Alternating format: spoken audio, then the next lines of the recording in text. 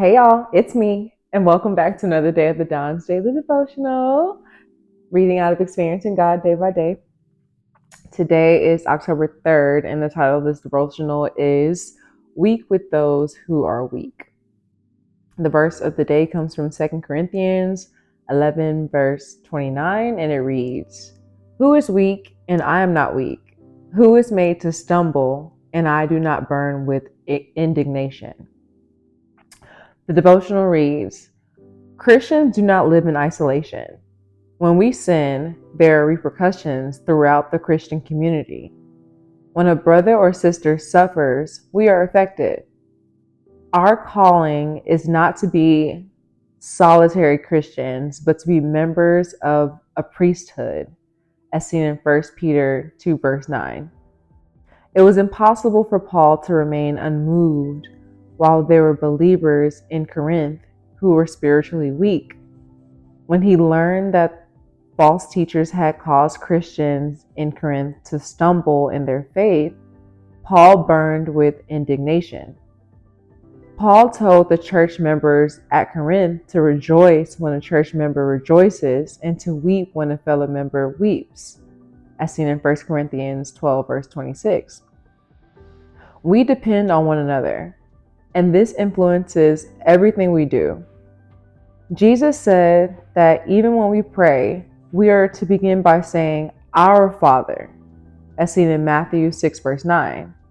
We must do everything with our fellow Christian in mind, as seen in 1 Corinthians 4, verse 12, 14, verse 12. It's possible to become so preoccupied with your own spiritual journey that you do not get involved in your church. You can become so focused on what God is doing in your country that you're oblivious to the suffering and persecution that your fellow Christians face in countries around the world. If other believers around you are rejoicing or hurting and you are unaffected, you have become desensitized to the people of God. Ask God to place a burden on your heart for fellow believers. Make yourself aware of their needs. Pray for them and adjust your life to God's activity in their lives. Very, very good one. Just talking about like community.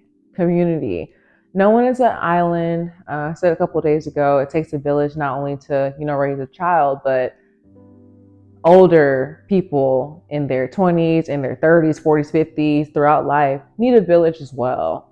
You need somebody to lean on, and you need to have sympathy and empathy to those around you, to your fellow believers and unbelievers too. You want to give grace to everyone. So I would just encourage you to be cognizant of what's going on around you. Open your eyes and see how you can be a blessing to others, since you are blessed in so many ways.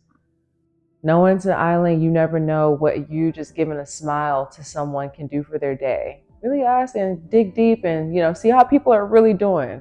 Ask that second and third level question. How are you really doing? So practice that on someone today, and I'll see you tomorrow. Bye.